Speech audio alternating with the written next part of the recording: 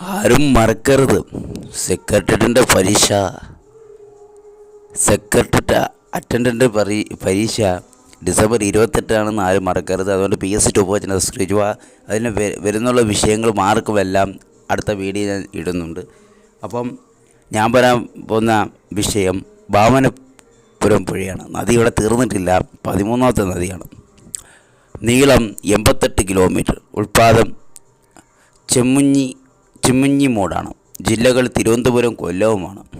പതനം അഞ്ചു തെങ്ങ് കായൽ തിരുവനന്തപുരത്താണ് ഉള്ളത്. അപ്പം അഞ്ചു തെങ്ങ് കായൽ പതിക്കുന്നതുമായ ജില്ല തിരുവനന്തപുരവുമായ ചെമ്മുഞ്ഞിമൂട് ഉള്ള ഉൽപ്പാദനവും ഒഴുകുന്ന നദി ഏതാണെന്ന് ചോദിച്ചു കഴിഞ്ഞാൽ വാമനപുരം പുഴയാണ്. ഇത്രയേ ഉള്ളൂ. All the best.